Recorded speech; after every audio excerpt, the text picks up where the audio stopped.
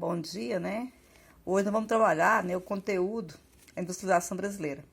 Como você já deve ter visto em história, o Brasil se industrializou a partir, né, das primeiras décadas do século XX. Então é um país com industrialização tardia. Antes disso, a base econômica do Brasil era as lavouras de café. Então o principal produto de exportação do Brasil era o café e a base econômica. A partir do momento que começou a crise de 1929, né, os cafeicultores da região sudeste, eles não queriam pegar o dinheiro que eles tinham ganho, né, na lavoura de café e investir novamente no café, porque traria prejuízo. Então eles resolveram começar o processo de industrialização brasileira. As primeiras indústrias do Brasil foram as indústrias de tecidos, utilizando para isso mão de obra, né, de imigrantes que já sabiam trabalhar nas indústrias na Europa. As principais características, né, do nosso Brasil. Primeiramente, ele é um país subdesenvolvido. Né? É um país industrializado. Se a gente comparar, né, as indústrias do Brasil com outros países desenvolvidos, a gente vai perceber que a gente não perde muito em industrialização. É um país de industrialização tardia, que foi o que eu falei para vocês antes, né? Industrializou a partir das primeiras décadas do século XX.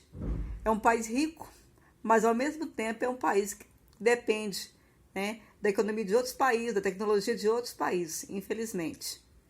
É um país desigual, a gente já viu muito, né? Vocês também já viram isso em história, sociologia, filosofia. Infelizmente, as riquezas que os países têm, um país muito rico, ela é muito mal distribuída. Então, a grande parte da nossa população, ela é muito pobre. É um país de extremos naturais e também extremos sociais. Sabia comigo também, né? Os climas são muito diferentes por regiões. O jeito de falar, o jeito de vestir, né? É muito interessante porque é um país, como diz o texto aí, né, de extremos.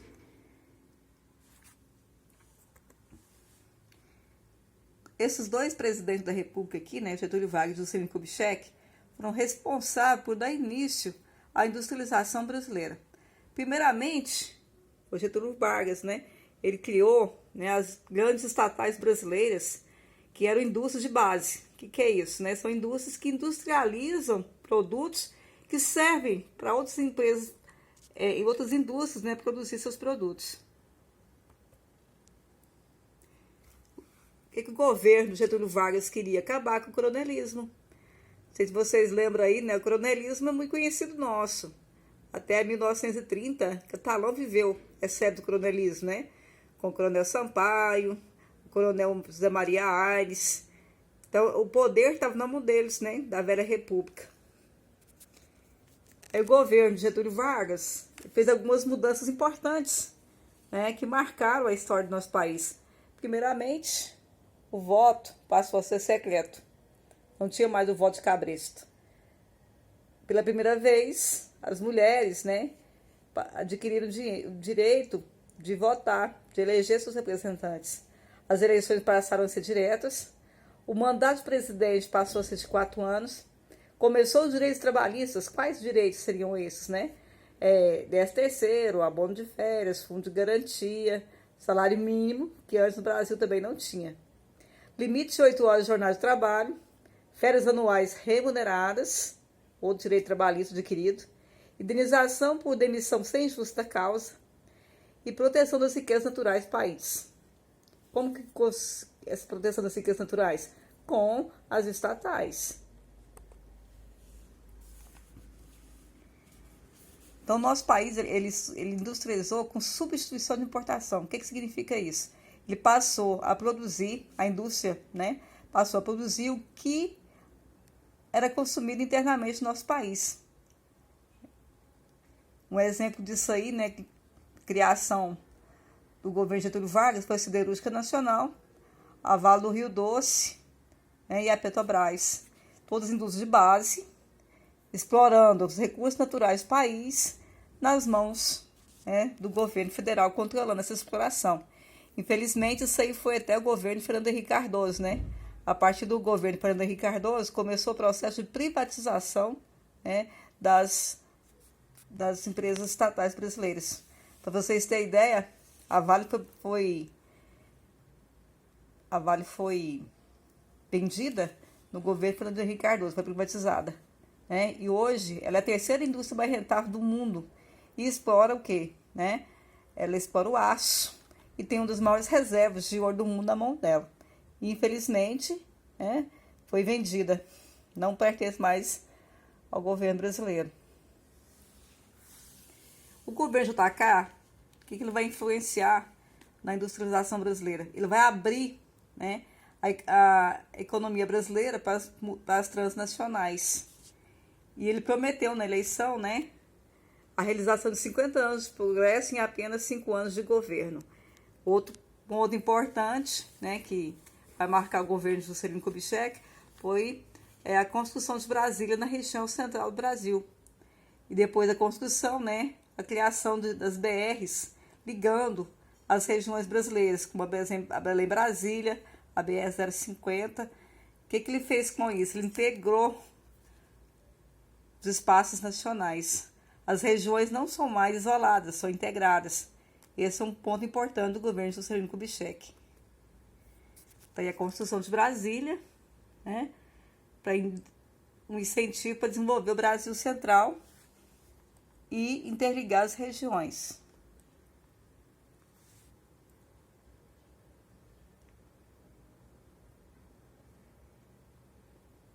Ele construiu também, né, as hidrelétricas gigantescas.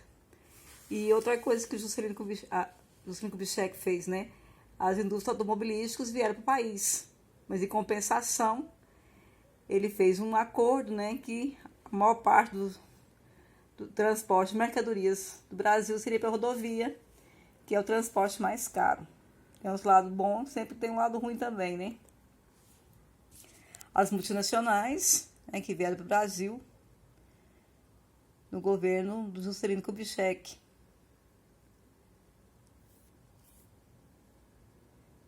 Como, por exemplo, a isenção, né, de impostos para essas multinacionais, agora conhecidas como transnacionais, né, viesse para o nosso país.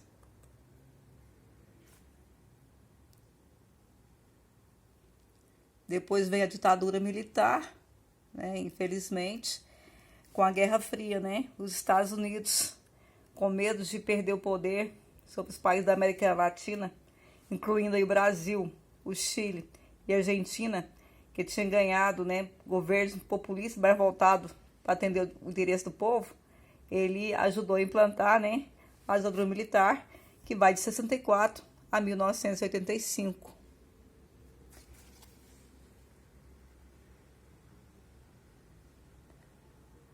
Adotaram o autoritarismo político, vocês já sabem, ter visto em história, né? Foi um período muito tenso da história brasileira, que infelizmente, atualmente, muitos brasileiros defendem a volta do regime militar, sem conhecer essa realidade, né? Então, a década de 80 ficou conhecida como a década perdida. Por quê?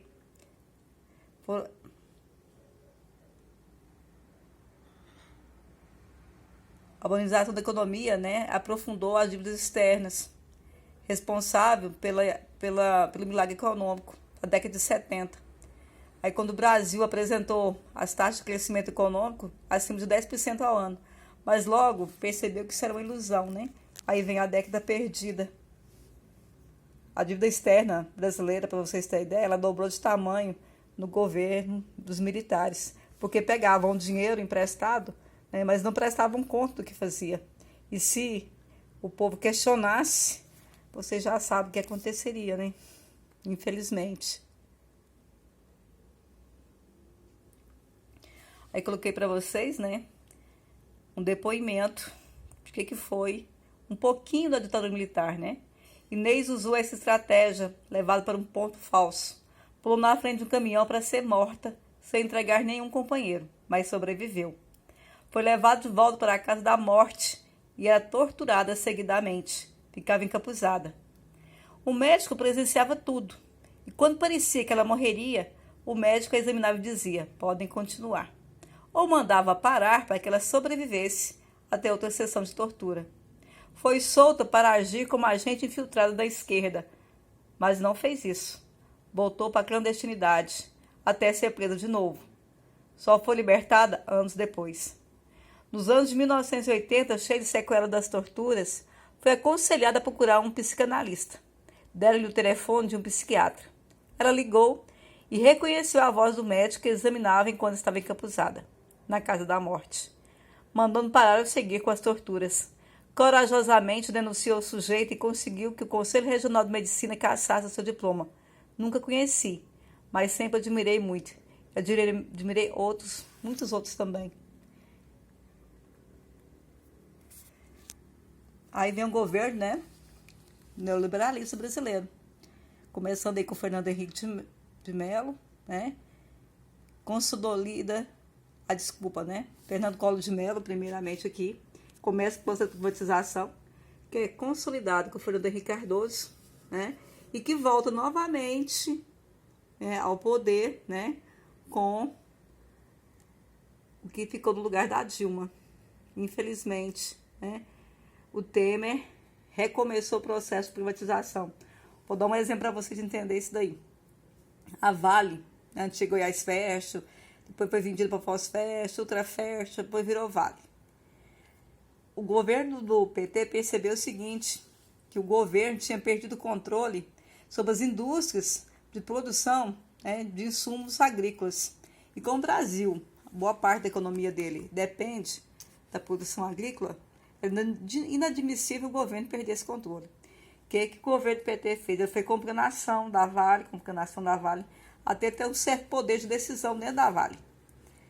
Quando ele teve esse poder de decisão dentro da Vale, ele forçou a Vale a comprar de volta, né, a antiga Ultrafert, para que o governo federal tivesse controle sobre a produção, né, de adubos. Pois só o Temer entrar, vendeu novamente. O FHC pôde implantar ideias neoliberais que incluíram, primeiramente, privatização da telefonia Telebrás. Antes, os telefones pertenciam, né, à empresa de telefonia do Brasil e pertenciam ao governo federal. A desculpa era que se vendesse, né, investiria o dinheiro em educação e saúde e melhoraria o serviço, né, de telefonia. Vocês são presentes hoje, vocês sabem que isso não é verdade. Vendeu os bancos estaduais. Um exemplo disso aqui foi o BEG, do estado de Goiás foi vendido, né? Privatização da empresa como a Embraer, de aviões, né? A Vale do Rio Doce, a Companhia Siderúrgica Nacional. Uma perda incalculável, né, para a população brasileira. Foi um prejuízo imenso. Eu falo que se o Fernando Henrique Cardoso tivesse consciência, ele jamais dormiria por ter vendido a Vale do Rio Doce. Terceirização de trabalhadores de baixo serviço de Estado. Você sabe que isso veio, né, para explorar a mão de obra do trabalhador brasileiro. E a abertura do mercado nacional para as empresas estrangeiras. Isso é o que foi feito, né, no governo do Collor de Mello, do Fernando Henrique Cardoso e do Temer. Aí tá, né, os dois presidentes populistas brasileiros, né? Foram bons? Foram. Teve lado ruim? Teve. Mas para o povão, para a massa brasileira, né, diminuiu bastante a desigualdade social, né? Como está o texto aí, ó.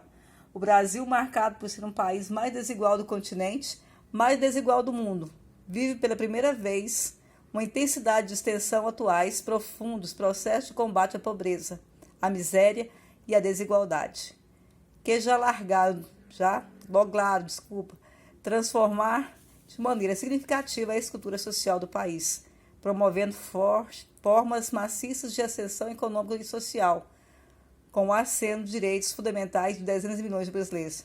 Vamos dar um exemplo disso aí? Projeto Fome Zero, né? Ajudou milhares de famílias, principalmente no semiárido nordestino, a sair da imensa pobreza. O sistema de cota, né? 50% das vagas das universidades federais ser destinadas para alunos da escola pública é uma forma também, né, de diminuir a desigualdade social. Como é que a gente vence o laço da pobreza? É com a educação. Cota para negro, outra forma, né, de melhorar a questão da desigualdade entre brancos e negros no país.